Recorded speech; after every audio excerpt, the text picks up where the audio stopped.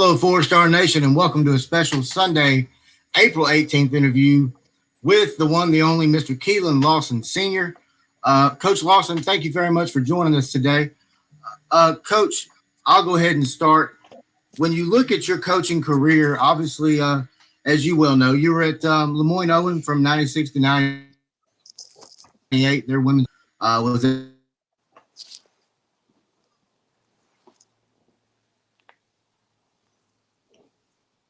Hello? Hang on one second, because I think he froze on us. Okay.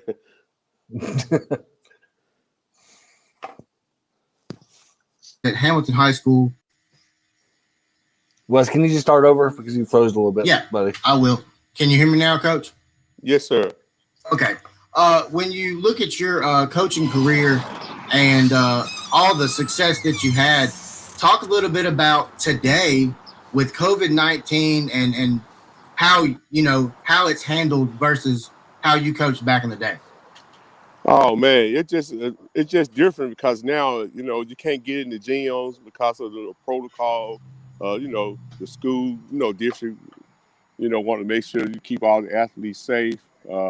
It just totally different. So now I'm just trying to rely on my players to be self motivated to go work out and be stay in condition until we're allowed to get back into the gym to work out and practice.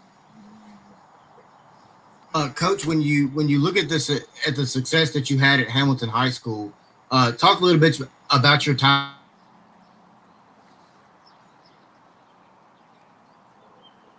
When you broke up on me, I can't hardly hear you.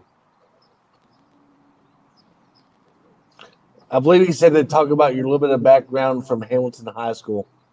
Oh, okay, yeah. My time at Hamilton, it was good. From when I started out at Hamilton, I started off coaching. I was assistant coach to the girls, and I helped out with the boys. And then, when the principal administration changed, I switched over, to I was the head coach of the girls, and I switched over to the boys. But that time there, it was good because I knew the community.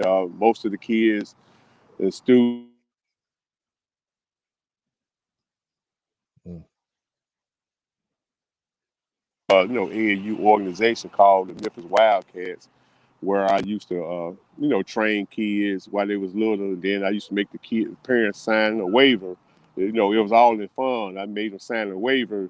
Then at least I get to coach your child at least 1 year, when they go to the ninth grade, or 1 year during their high school, period. So it was kind of fun. But it was fun for me to, develop my talent, and also to go back to my alma mater where I graduated from, and I played for, there with Coach A, with Ted Anderson. I played with Todd Day. So it was fun, just, being there, being able to come back to your school that you played at, and play. And then, then I had left, and then I came back. Uh, I came back the year when KJ transferred from East, and he came in the 10th grade. Then Diedrich came in the ninth grade. So it was good, they're coaching the boys, and everything during that time, having your own, children there playing for you, and you at your alma mater now, you coaching your own sons there. And then, of course, I stayed there for 2 years, and then I left and went over to the University of Memphis when I, got the assistant coach job there. So it was fun, I enjoyed that time. I apologize for the technical difficulties, Coach. When you look at obviously all the success that your sons have had throughout their high school career and also in college, let's talk a little bit about KJ and Diedrich, if you don't mind. Just give the fans and listeners out there just a little update on how everything's going with them. Well, yeah, everything's going fine. KJ, both KJ and Diedrich, when they went to Kansas, they both got their degrees, from Kansas. Then, KJ still had, a year left.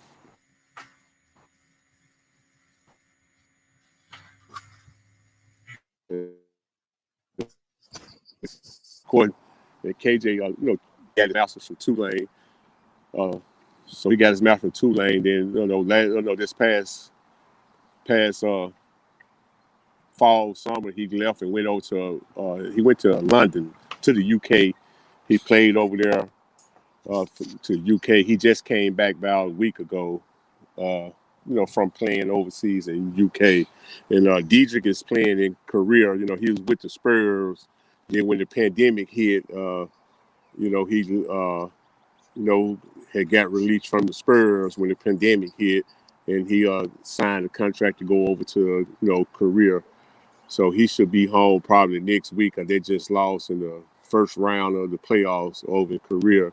He was on the team that hadn't made the playoffs in a couple of years, so he took that team to the playoffs. They finished third in their conference, and they ended up losing in the playoffs. So he should be home coming up, next week. From Korea, but they are doing fine right now. Go ahead, John. Yeah, I've been following KJ and Diedrich, ever since the high school days, as well, because I'm a high school supporter of the student athletes in Yes, sir. general, Coach Lawson. But yeah, I enjoyed them going to Kansas. I enjoyed that atmosphere when they were at Kansas, and I'm glad they succeeded. One of them, like you said, was part of the San Antonio Spurs organization. Went on to play for the G League at some point, and now both of them are playing overseas. So I'm real happy for them to be actually playing the basketball, that the game that they love. I want to talk about, like Wes brought up, your Wooddale team got hit this year by COVID as well. Uh, and I hated it because Doris Ray waited, so long to make the announcement and say, hey, we're not going to play basketball at all in the Shelby County schools. But meanwhile, they're playing baseball and everything like that right now. And I hate it for y'all at Wooddale because y'all could have basically got some money for that basketball program or even the school in general, like a big rivalry game, like who y'all play against rivalry games, like, Wooddale plays like Hamilton or whoever they played a rivalry game with, could have made some decent money no matter what. Even if you have maybe a few hundred people in attendance, at least y'all could be making some money for that school. But Yes, sir. I want to talk about how I know Wes is going to bring up your other twins or your Chandler and Jonathan Lawson soon. But how was it for Jonathan Lawson, your son, to play this year at Houston High School? How important was it for him to get a season under his belt? Well, I think it's very important because you got to remember the last time that he had touched the court was back in March the first or second when we had won that Sub State game, and then that he hadn't played in it, nothing but trying to play outside, because everything was shut down. But when that opportunity came, because we was waiting on that call, from from the district to see if we was gonna play in that second semester. And then when we didn't come back to school that second semester, they pushed it back. So then, first we wasn't gonna play. I was gonna go ahead and send them off to school, up to Oregon. And then I just said, Jonathan, what you want to do? So we just, reached out to Ernie, and Ernie, made the situation where we Right. was able to go over to Houston. That put us in the financial bind, going out to Houston because I had to relocate my whole family at the time with me, Jonathan, and my wife. We had to relocate and had to give up my house that we was living in South Memphis to go out to Houston and pay that high rent out there. but but it was worth it. You know what I'm saying? It was worth it for us the point that Jonathan had a chance to be able to play his true position as a combo guard or even a point guard, playing with other talented players, going out there playing, with Xander and TJ Matlock and Mason Miller. It really helped his game because now that he didn't have to do as much as I had him doing at Wooddale, the year before, So Right. it really helped him because he had to, he played point, he facilitated, he had to guard the 5'5", the 6'2" guards, which helped him, work on his perimeter defense, and then he wasn't the first option. Of course, he wasn't the first option going to a new team, so he had to revert to being that third or fourth option sometimes on the team. But which he did what he had to do, stepped up, and and played when he had to play. So it wasn't a lot of pressure on him. But I just think that it helped his game as far as getting ready for college. Yeah, if Bartlett had to lose to somebody in sub-state, I'm glad it was y'all in Houston because that I mean, with Coach Real and Coach Miller and Coach Bugs have been around the game for so long. That's one reason I'm like, if Bartlett had to lose to somebody in sub-state, I'd rather be Houston because they're going to be the state champions before it's all said and done anyway. Anyway, because all the talent that y'all had on this court in general with Houston. Right. Yes, sir. Yes, sir. And that Barley game was rough. You know, once they had won that Barley game, Coach Miller asked me to come out and talk to the guys, and I told them, I said, man, y'all should have lost that game, man. I said, y'all just found the way in the wheel towards the end, but man, Barley was well coached. They shouldn't even been close to y'all in that game. And I know Coach Real, too. Me and him talk all the time. He was just disappointed that he had lost that game to Arlington because his whole deal was to let Right. Arlington come out, to Houston, and then I was saying that would have been a bad matchup. I think if it could have been a team that could have beat Houston, it would have been that Arlington team if they, would have played the right way during that time. Because when they played them out at Arlington, it was a close game. So I was like, man, I'd rather play Bartlett than Arlington. But then when Bartlett came, man, they really played. I think if Jr. wouldn't have got hurt, I think that game would have could have went either way. You know what I'm saying? Right. Because in the past, I just go back to history in the past when good teams like Houston had in the past, besides the year before, they usually lose those games just because of whatever it may be. You know what I'm saying? They usually lose that game right there, and that was one thing I was telling Jonathan. Coming up to that game, hey, this is a game you got to win. It's a trap game. You can't have no bad night. This is a game that you got to win. But Bartlett's going to be tough next year. Bartlett's going to be real tough next year. They got the Knox kid that's committed to Memphis, and I think they got a couple more guys that's supposed to be coming over there that's going to really push them over the edge. So Houston going to have their hands full, next year. Yeah, it's gonna be a district game next year. Yeah. Yeah. Go ahead, Wes. Coach, when you look at Chandler Lawson, your son, obviously he was at Oregon. Talk a little bit about his time at Oregon. Well, it was good. It was just that, when he was recruited out to Oregon, the sales pitch was a little different from when he got there. Yeah. And then when he got there, he played a lot of minutes his freshman year. He was the second highest minutes on the team besides Pratchett his freshman year. And then all of a sudden you come this year, his minutes got cut, but he still played. And my thing is, I'm a coach, and one thing I don't do, and a lot of people may think I'm that kind of person, but I don't. I'm a coach, and I wouldn't want a parent coming to me. You feel what I'm saying? So I, I, Right. I let things be and let coaches coach and let me be a parent. That's not my place. And then I had to let Chandler handle his own business. So my thing is, I'll tell the Chandler, man, you just got to play. I know that he said you was gonna come out there and be a 3-4, but he ended up turning you into a 5-4. But all of that had to come up with his personnel on the team that he had. You know what I'm saying? Yeah. The guys that he thought that he was gonna have in place, they left or left and got hurt, and they put Chandler in a different situation where he was playing out of position. But then in the same time, I was telling Chandler, a ball player gonna play. Just cause Yeah. I gave him the story of Magic Johnson. I said when Magic Johnson went to the Lakers, he was a center. He came in to relieve, Kareem Abdul-Jabbar when he got hurt. But when he went out there at the center spot, he didn't play like a center. He played basketball, and that's what made him so dangerous. So I just did think, when he went out there, he enjoyed the coaching style, but he was just lied to in certain situations or what the expectation of the coach wanted him to do. And then it changed in mid-season, and then when Coach Stubblefields got the job going to DePaul, You know, I just thought that we didn't have anyone there to, just to really see after him, being that far. Well, Coach, when you look at Chandler and Jonathan, of course, right now, I'm pretty sure you probably talked to every head coach in the country, hadn't you? When you look at them, of course, they're the hottest commodity right now in college basketball as far as the ginormous transfer portal is concerned. Can you give us an update on maybe what their commitment date may be? Well, we just trying to figure some things out.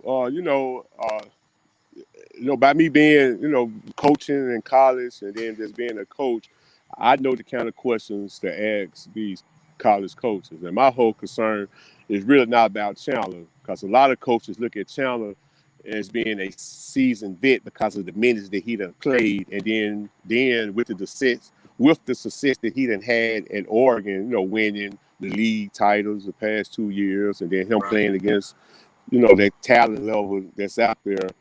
So it's my more concern is with Jonathan, with him being back on the market, because a lot of these coaches are trying to mimic that Bailiff model, trying to get seasoned players. You know what I'm saying? And I think that right now, my whole thing is, okay, a lot of teams they want Chandler, then they say we like Jonathan, we want Jonathan, but here is our depth chart order of guys that we trying to get, and all these guys are veteran players. You know what I'm saying? I think with Yeah. that COVID rule kind of hurt a lot of the freshmen, Yeah. trying to get scholarships. So that's what we just trying to make sure what's going to be the right fit, so that it won't be a log jam with Jonathan, or he won't get lost in the sauce. It's Yeah. not so much with Chandler, because Chandler can come. Chandler whole thing is that he don't want to be stuck at playing 05. To me, the way I train Chandler, and I know what he can do. Chandler to Yeah. me is really more of a 4-3 player. He a stretch four with a three. Chandler can shoot the ball. He he can do everything John can do. He's just taller. He just haven't had the opportunity to do it, because even with Oregon, I just think the coaches just took advantage of Chandler's niceness and not trying to buck the system of why him being so coachable. He just gonna go do what the coach asks to do. You know what I'm saying? Versus him, Yeah. just go and play. Just go and play like you know how to play, and then just deal with the consequences later. But by him being so coachable, he just gonna go do what the coach say. So with the recruiting process, I think Chandler will be fine. We're just trying to make sure that Jonathan be in the right situation so that he won't get lost in the sauce. Yeah. Totally understand that. But let me ask you this: as a father, I mean, how does it feel to have all of your sons? I mean, all four of them now, just be stellar athletes, but not only that, but really good student athletes. Well, my whole thing growing up, man, 'cause when I grew up, man, I didn't know nothing about basketball when I was in elementary, and I just started playing basketball till I was in the ninth grade and junior high school. You know what I'm saying? And then, when I started playing, then I ended up going to Hamilton and then playing for Coach. I was going there to play for Coach Lloyd Williams. Then Coach A ended up becoming the coach, and then Coach Allison was my coach, and all he used to preach, "You going D1." I'm like, man, what's D1? I just want to hoop. You know what I'm saying? What's D1? You're going D1. Then all these colleges coming in, recruiting. Well, this is school I want you to go to. You want to go there? Okay, cool. I didn't know. But now moving forward, as I went through that process and now I start seeing, I said, oh, okay, now I know all what it's all about. So when I started helping my wife coach when she was at Lemoyne, and then we had our boys being in the gym with us, then I said, well, man, I want to make sure that I do the same thing for my boys that Coach A and Coach Johnson did for me when I was younger. I said, man, y'all going D1. Okay, you know what I'm saying? You're going to go D1. So I just put the time in with them, to get them ready to develop so that I can make sure that they be better than me. And my whole thing is when I went to University of Alabama, Birmingham, and I Right. played for Coach Barlow, but I didn't take school serious. You know what I'm saying? I had that prima donna mentality, went down there, board jive, and then I got sent home. So my whole thing was that, when I started training my boys and helping my boys and said, man, you're going to go to a school, you're going to stay there, you're going to make sure we use this as a tool to get our degree into network. Because one thing about it, you will be a professional one day. It may not be a professional basketball player, but you will be a professional in life and be a good citizen.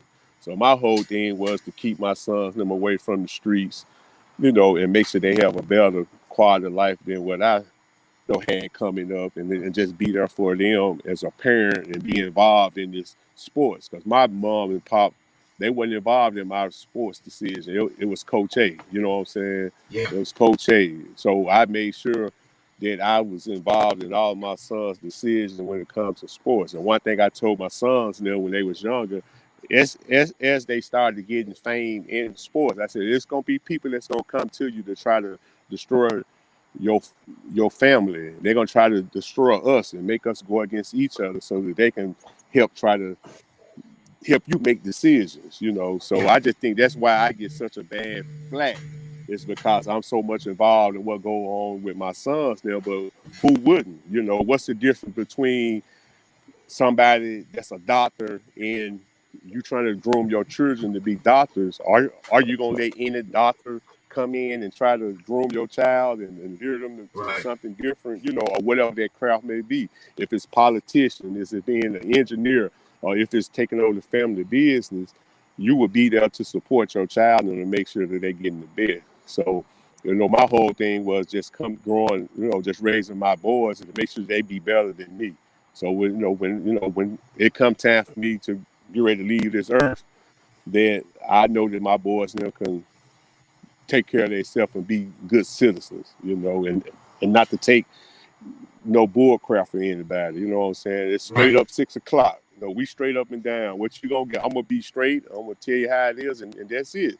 And, like I tell you, I just got a motto. You ain't gotta like me, but you gonna respect me. You feel what I'm saying? Because I'm gonna respect you. There's a lot of people I don't like, but I still respect them for what they do and for what they are. You know what I mean? I gotta like you, but some point in time in life, we're gonna have to coexist on this world and to make things happen. So, my whole thing about playing sports is all about networking, meeting good people. So when you get ready for life after basketball, you can have a networking base so that way you can get stuff done later on in life. So that's what it's really all about. Most definitely, Coach. We have a question from one of our viewers on Facebook. The question is this: due to the new rules regarding the portal, make it. I'm sorry. Do the new rules regarding the portal make it harder for brothers to stay together at the same school, since teams may draft guys from the portal to replace a scholarship? But you know what? I'm glad you said that. It's never, I get a lot of flack because they said I try to make things be a package deal. It's never a package deal with anything. I'm gonna go back to KJ and Dedrick. If anybody really follows KJ and Dedrick, KJ signed with Memphis when he was in the 10th grade. He committed to Yeah. Memphis in the 10th grade. Dedrick was on his way to Kentucky. Dedrick was finna go to Kentucky with Coach Kyle. And how that whole incident happened with they end up at Memphis, and everybody thought that I was the one trying to strong arm. I didn't give a care about none of that. You feel what I'm saying? But when you have power brokers, the B that come in and say, well, hey, we can make this happen for you. We can make this happen for you. We can do this and do this, you know. So that's how the boys ended up going to Memphis. It wasn't because something that I did. It was because what they brought to the table to me. Sometimes people bring you a nice meal that you just can't resist. You know what I'm saying? So, and so then that's when, and then see a lot of people, and then to this day, I got a call from Coach Cal. Coach Cal, like, hey man, I know what's going on. I know your son. So if DJ want to go to Memphis, and then they gonna give you that job over there, you got my blessing for it. I didn't want to do it. Then my son them came to me and said, well, Daddy, we know you want to coach in college. We don't mind going to Memphis. Memphis is not a bad place. So we can do that. You feel what I'm saying? So that's how they end up at Memphis. Now moving forward to now, there's not no package deal with Chandler and Jonathan going to Memphis. You feel what I'm saying? Don't Right. don't be shocked if one go and the other one don't go. You feel what I'm saying? Because it's not no Gotcha. package deal. I want them to be happy, and what their decision is. I'm gonna support them. And like Right. I tell all my children, I said, I'm not here to run your life. I'm just here to be a consultant because some of the things you're gonna go through, I already been through it. I'm just here to Yeah. consult you. You still got to make your own decisions because you got to lay in that bed. You feel what I'm saying? But if you come ask me, we can sit down and I can show you. We can do a scale, what the cons and what the pros, and we can weigh it out and go from there. But whatever the decision is, I'm gonna support you and be with you. So when that Porter came up in play, you're absolutely right. It probably hurt some brothers. It probably hurt some guys. But in this situation here, I think it's not gonna hurt us because it doesn't matter if they go to school together, or not.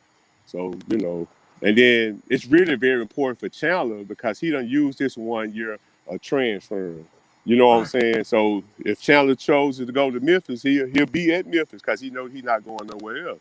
You feel what I'm saying? Versus if Jonathan goes somewhere else, he can always come back to the Porter and probably go to, come back to Memphis or go somewhere, when it may, seem fit. So Right. yeah, so to answer that question, and I like the Porter. I think they should have. See, people don't understand that Porter is just now opening up for basketball and football.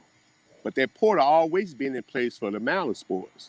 See, people didn't know that. See, you can go play volley. You can play volleyball at one school, and then next year you can transfer to another school and play volleyball, and you ain't have to sit out. Same thing with track and field. So they just making it available for the major sports now, and people trying to make a Right. big deal out of it. But they've been doing the Porter, and then also kids been transferring from colleges anyway, without the portal. They had the thing called the runoff rule. Well, if a coach take away your scholarship and they run you off, you can go to another school and still play. You feel what I'm saying? It just had to be a Right. hardship type thing. So, I'm glad the portal's in place because they give a kid a chance to go and they get the coaches get a chance to see if they really want you. You see what you're all about, they give that kid a chance. If the coaches lied to you to get you there, then you can leave. Or if the coach leave and go somewhere else. So, my whole thing, the coaches can go to colleges and they can leave. They don't have to sit out a year when they transfer and make more money at another school. So why you penalize, you know, the players? I just think as long as the players will leave in good standards with their school, that they should be able to, transfer and go where they want to go to be happy. Where Jeff Vincent called you Kilo the CEO. Who? Jeff Vincent, one of our viewers on Facebook, Oh, okay. called you Kilo the CEO. And Brennan Bumgarner said this has been an awesome interview. Once again, thank you for everybody listening right now on YouTube, Facebook, Twitch, Apple Podcasts, Spotify, Twitter. It's been a great time talking with Keelon Lawson Sr. today. Thank you very much for joining us once again, Coach. John, do you have anything? Yeah, I was going to say David kind of took my question regarding the package deal regarding Chandler and Jonathan, but that was a good answer, Coach. I appreciate that answer. Especially when a lot of people think it could be a package deal, but me personally, I don't think, like you said, it shouldn't be a package deal. It's all about the kids, where you gotta respect them wherever they go, because if they want to play separate apart, let them do it. Because I know that's just a lot of airline mileage on you in general, but but what's my question I could ask? Yeah, regarding this transfer portal, like for example, what do you think about this red shirt rule? That I know this ain't a basketball question, but I've heard like different questions regarding basketball and other sports in general in the near future regarding red shirts.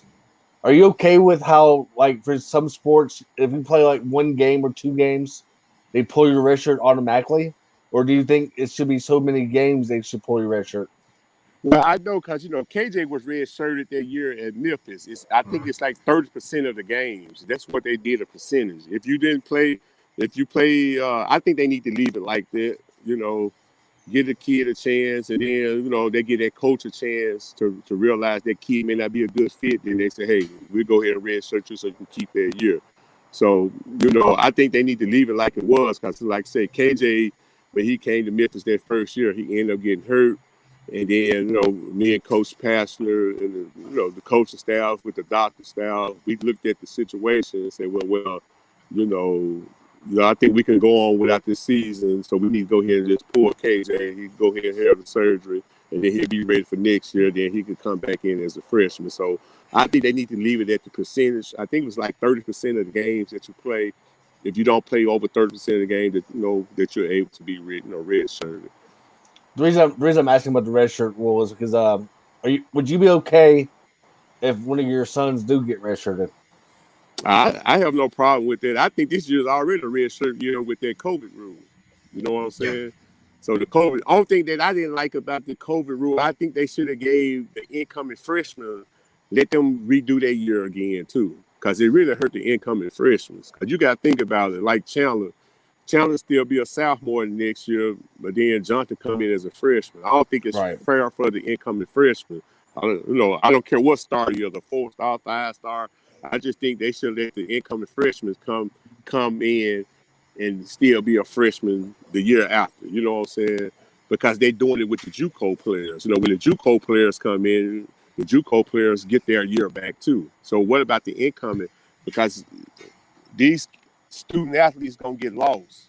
You know, if even the ones that's going to school, even if Jonathan was still going to Oregon, he was still gonna be lost in the sauce just because you still get your whole team back if everybody come back. You know what I'm saying? So what happened to those freshmen? They should have just automatic. Okay, when the freshmen come in next year, we'll let you keep your freshman year. You know what I'm saying? No, Mm-hmm. we'll give you that red shirt year. So I'm not opposed of Jonathan, because even I've been even probably contemplating about just sending Jonathan to a post grad school for 1 year. Just so that he won. If the situation is not right for him to come in. And my thing is, he ain't got to come in and be no starter. But the problem that I see a lot of times, and it's even when I was coaching, you have guys that come in, the youth may be more talented, but everybody trying to go with the guys who are more veteran, more seasoned, because they're trying to win instantly. And sometimes it helps, sometimes it does not. And so what people don't understand, even with Baylor, those 3 or 4 transfers that they came in, they was already at the school for 2 years. They ain't like they just came in 1 year. You know what I'm saying? That's Because true. if Yeah. you get the wrong transfer into your locker room, it's gonna destroy your whole locker room. Ultimately, it's gonna kill it. You know what I'm saying? Right. And I think that was some of the problem that Memphis had at the beginning of the year. You feel what I'm saying? When they had a transfer that came in, I think it kind of messed their locker room up at the beginning of the year. And then he had to get this stuff straight towards the end. You feel where I'm coming from? So Right. you can go out here and get all these transfers thinking you're going to be like a Baylor. I think you'll be, even with Gonzalez. When Gonzalez had transfer came in, they was already there for a year because they set out for a year. You feel what I'm saying? They ain't coming Right. in right in and playing, because when Right. you for you to get these transfer and these 5th-year guys to come in, you got to promise them something, or they not coming. They got to go somewhere where they can play. You feel what I'm saying? And and that's the same problem that happened up in Oregon. When Oregon had with Chandler, Oregon had 4 guys that were starting with him. He had 4 guys that were starting with him. They was 1,000-point club. They was in 1,000-point club. Now you got 4 guys on the floor that came from these different schools, and they in the 1,000-point clubs at those schools. So you can imagine how this going to be for a freshman or a sophomore that's on the floor with them. They pulled the big brother card on you. You know what I'm saying? They pulled the Trump card. I'm the big brother. You know what I'm saying? So so that's my thing. With the I know the NCAA also, as of right now, has the dead period until the first week in June for the coaches and athletics or athletes interaction face to face and whatnot as well. So, I mean, has this hurt the recruiting process at all? yes sir, I don't know yes if sir. you're, yeah, I don't know if you're able to basically go to like schools to visit without, a face to face meeting. Are you still able to go to schools right now with No COVID sir. or okay? No, sir. No, sir. Everything been on Zooms. Everything been Zoom calls. So hopefully, now, after June 1st, coaches allowed to have face-to-face meetings. And now you'll probably have some more in-home meetings, with the coaches. Then even the evaluation. And people got to understand, that chance portal is full this year because these coaches didn't have a good evaluation of these players. You know what I'm Right. saying? Even with the situation with Jordan Nesbitt when he came to Memphis early, I think if they would have had a good evaluation period, they would have brought him in early. You know, which he thought his expectation was. No, his expectation was to come in and start playing right away. But then when you get here and start practicing, it's a problem. You know what I'm saying? So I just think, you know, everything, with that going on. Coach, I appreciate you answering my questions, and I appreciate everything that you have done for not only the city of Memphis, but for high school sports in general. So I appreciate your time, Coach. Yes, sir. And thank y'all for having me on. And if you need me again, just call me. Will do, Coach. Once again, this is Wes Pruitt, John Sturdivant. Keelon Lawson Sr. has been our guest today. Thank you for everybody watching. Once again, Keelon Lawson Sr., thank you very much for joining us. We will be back in about 30 minutes for our Sunday afternoon show. Thank you, Coach. All right. Thank you.